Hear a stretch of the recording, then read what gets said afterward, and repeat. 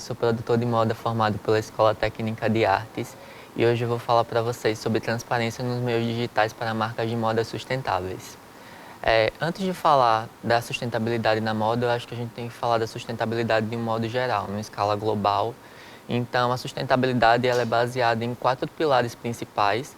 O primeiro deles é o social, o segundo é o econômico, o terceiro é o ambiental e é com muita felicidade que eu digo que o quarto é o cultural, porque eu acredito que só se preserva uma sociedade amparada em cultura. Então, a cultura vem sendo esse principal pilar de preservação e manutenção da sociedade. Eu acredito que por isso a importância dela para a sustentabilidade. Como eu falei, a cultura garante essa preservação da sociedade e hoje existem mecanismos para que essa cultura também seja preservada dentro da sustentabilidade como uma dinâmica de manutenção e como uma dinâmica também de preservação.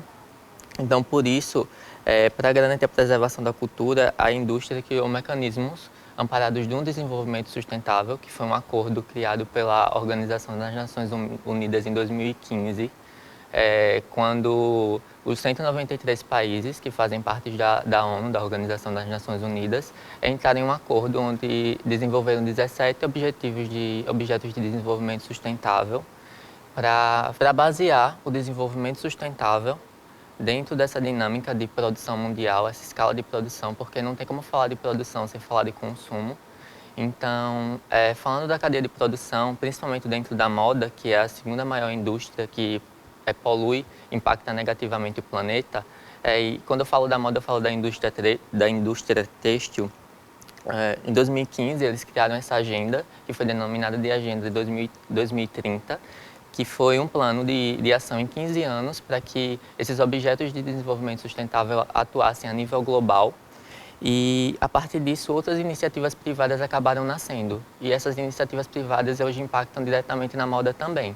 A gente fala da indústria de um modo geral, como cadeia de produção de diversas áreas, seja têxtil, a indústria petrolífera também, que está totalmente ligada à moda. Mas as indústrias que hoje atuam diretamente no desenvolvimento sustentável, até pelo encargo de responsabilidade que elas possuem, são a indústria têxtil, a indústria agrícola, de alimentação no caso, e a indústria dos automóveis. Então, esses objetos de desenvolvimento sustentáveis, eles estão alinhados principalmente a essas 3 indústrias que eu falei para vocês, que impactam diretamente a cadeia de poluição a nível mundial. E quando eu falo poluição, eu falo de impactar o meio ambiente. Então, todas as formas de vida e de preservação desse meio ambiente, hoje em dia são amparadas pelos objetos de desenvolvimento sustentáveis criados pela ONU. E, a partir disso, outras iniciativas privadas nasceram. A gente fala da ONU, que é uma organização que hoje é em escala mundial e pública, mas hoje nós temos também outras iniciativas privadas. Eu acho que, a nível regional, nós temos o SEBRAE, que atua com as empresas e, querendo ou não, a moda também, essas empresas que partem das iniciativas ligadas à moda.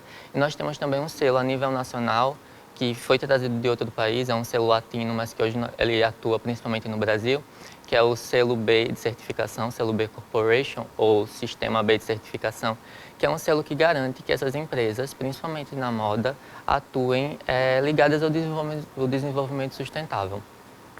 Então, o selo B, ele cria mecanismos para você fazer essa manutenção dentro da sua empresa. Se você é uma marca de moda, se você é um profissional que trabalha de forma liberal na moda, mas que ainda assim participa dessa cadeia produtiva, você pode garantir que o seu desenvolvimento sustentável seja amparado por um órgão que vai monitorar e lhe dar todas as instruções e todo o direcionamento para que você consiga atuar em correlação com a Agenda 2030 ou os Objetos de Desenvolvimento Sustentáveis a nível global.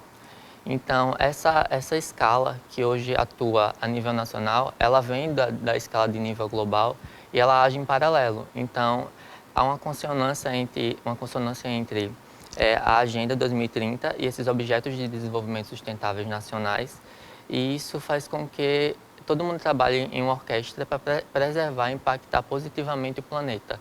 Não só negativamente, já que a gente está na indústria que polui e impacta no topo da cadeia, quando a gente fala de impacto negativo ao meio ambiente, mas também para garantir que nós consigamos gerar os recursos necessários para essa geração sobreviver e que também preserve-se a geração futura. Então, falando de manutenção e de acompanhar esses objetos de desenvolvimento sustentáveis, essa dinâmica de sustentabilidade dentro da moda, eu acho que na pandemia isso se intensificou muito mais. Então, hoje os consumidores conseguem atuar, não há necessidade única dos órgãos de desenvolvimento sustentáveis acompanharem as dinâmicas de produção dessas empresas de pequena, média e grande escala. Hoje os consumidores conseguem acompanhar isso e exigir das marcas que elas entrem, que elas produzam e continuem mantendo a dinâmica de produção de uma forma mais consciente. E aí que os consumidores tomaram esse papel, que é um papel deles por direito, já que eles movimentam a economia, de monitorar essa produção e esse consumo dentro das áreas de impacto ligadas ao meio ambiente. E a moda acho que se enquadra nessa dinâmica de consumo frenético, que acaba exigindo muito mais atenção por parte dos consumidores e não mais dos órgãos também, não apenas dos órgãos também. E por isso que as dinâmicas de produção das empresas de marca ligadas à moda, elas estão tão amparadas ao meio digital, por ser o veículo de mais fácil acesso por parte dos consumidores, para que eles consigam monitorar essas dinâmicas de produção e consumo das marcas e garantir que as marcas trabalhem em prol de uma preservação do meio ambiente, uma preservação do planeta e das dinâmicas de produção a nível nacional, a nível regional, a nível global. Isso tudo hoje tem um acesso muito mais facilitado. E por isso as dinâmicas de transparência, elas entram, né, nos objetos de desenvolvimento sustentáveis com muito mais força por parte dos consumidores no período que a gente vive. Então, os consumidores hoje conseguem não mais consumir da marca, mas exigir participar dos processos dela num modelo de interação e de participação muito mais coerente, muito mais democrático, digamos assim. Nesse período atual de pandemia em que vivemos, as marcas acabaram tendo que abrir mais espaço para que os consumidores participassem e entendessem seus processos, até porque todo mundo que estava dando um voto de confiança, consumindo um produto, ele queria entender como é que aquela dinâmica funcionava e por que aquilo valeria a pena de ser consumido nesse momento. Então, as marcas acabaram tendo essa necessidade de abrir espaço dos seus bastidores, da sua cadeia produtiva e explicar melhor como é que funciona essa dinâmica de produção para que as pessoas considerassem que aquele produto ou aquele serviço valeria a pena para aquele momento. E aí que os objetos de desenvolvimento sustentáveis passarem a ser muito mais democratizados e muito mais ligados à opinião própria e à construção moral de cada indivíduo, de cada consumidor. Por isso, eu acredito que esse período de pandemia ele trouxe um novo modelo de produção e de interação entre marcas e consumidores, que está muito mais ligado ao digital, porque é o único veículo que se manteve ativo e que se intensificou nesse período e que só vai tender a crescer com o tempo, que só vai aproximar mais ainda as pessoas dos meios de produção das empresas, das marcas e, quem sabe, trazer essas pessoas para participarem do processo de criação dessas marcas. E a partir disso, o processo criativo, acredito eu, acabou ficando muito mais mágico, muito mais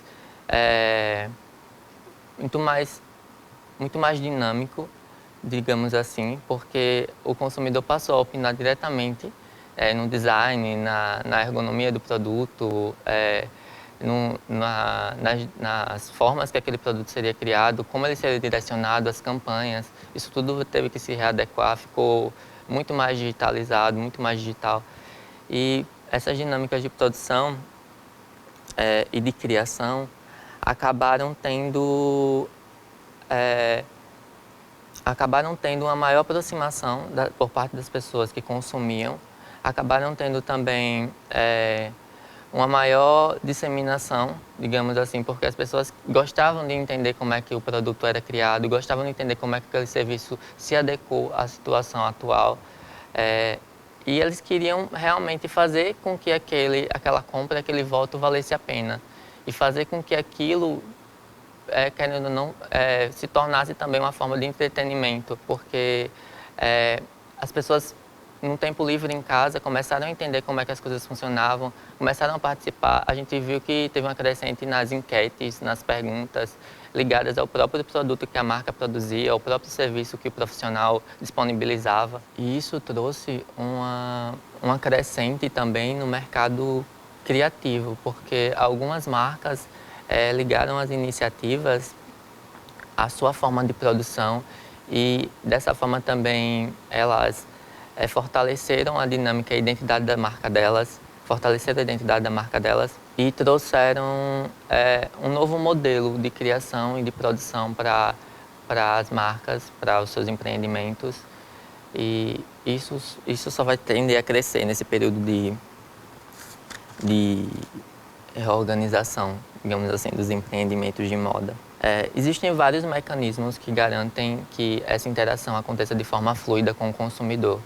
Hoje, a principal rede social que atua nessa comunicação direta entre marca e consumidor é o Instagram.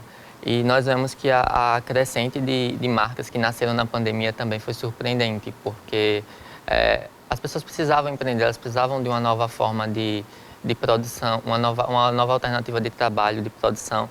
E eu acho que a moda, por ser um produto, por gerar produtos de muita rotatividade, ela acabou sendo uma alternativa até muito viável. Então, o empreendedorismo por parte da moda cresceu no período de pandemia. E não apenas isso, mas ele também ganhou novas dinâmicas de interação com o consumidor. Os empreendimentos de moda, eles, querendo ou não, se tornaram mais conscientes também, aproximaram mais as pessoas. E eu acho que isso está muito ligado ao caminho e ao viés da sustentabilidade. E essas mudanças vão vir de forma crescente, não vão estar mais só ligadas à Agenda 2030. Eu acho que as mudanças são imediatas, a gente já consegue sentir o efeito disso nessas dinâmicas de produção, nesses sistemas de consumo, nessa cadeia da moda que tanto impactava negativamente e hoje consegue impactar positivamente tanto quanto.